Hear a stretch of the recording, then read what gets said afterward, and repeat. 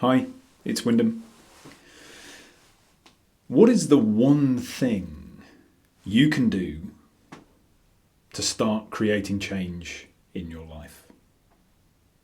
I see these questions, or they tend to be interview questions with people who are renowned in a certain area. At the end of the interview, they go, okay, so if you could just give one piece of advice, what would it be? And I see, quite rightly, I see all of these people, they kind of deflate a little bit. Because I think one of the biggest problems we have in society at the moment is an increasing reduction in the nuance allowed for in any discussion. And when we're talking about creating change, we as human beings are incredibly complex. We are not these simplistic things bouncing around the world. We've evolved over millions and millions and millions, hundreds of millions of years to be incredibly complicated, complex species. And to reduce this question down to one thing you can do, I think it sets an expectation that is unrealistic. Right? It seems that, well, if you can do that, then it's simple. And it's easy. And we know that it is not easy.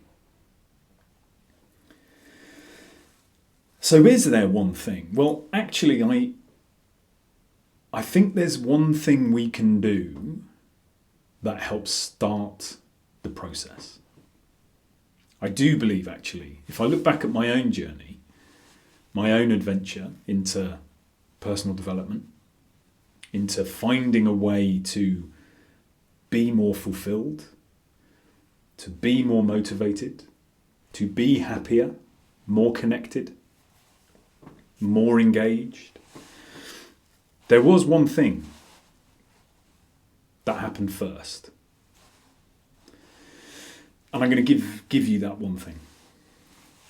And some of you may be sat there thinking, oh God, it's going to be difficult, isn't it? Yeah, for some people it is incredibly difficult. But it is simple. The one thing I think we can all start to do, that is the threshold, is be compassionate with ourselves. I actually think there are 3 C's to this: compassion, curiosity, and connection.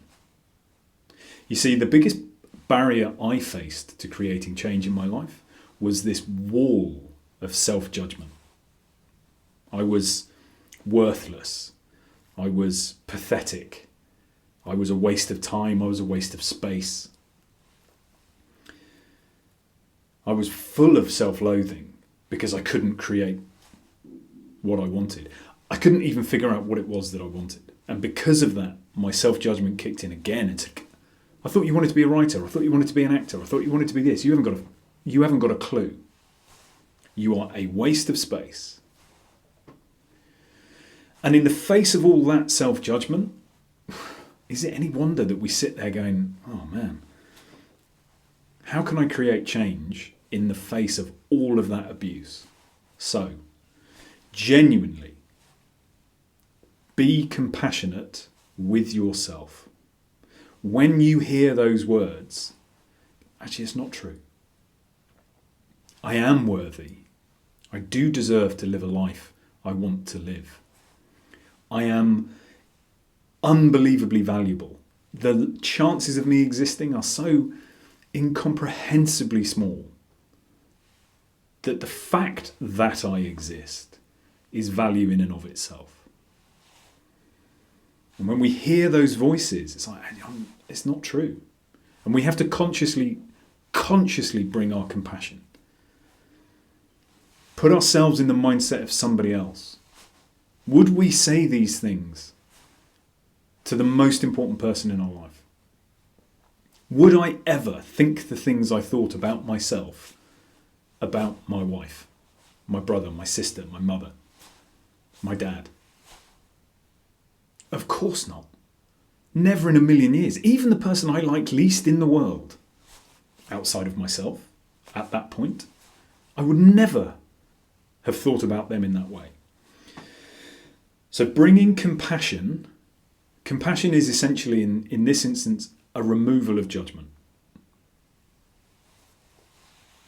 And when we remove judgment, we start to become more curious.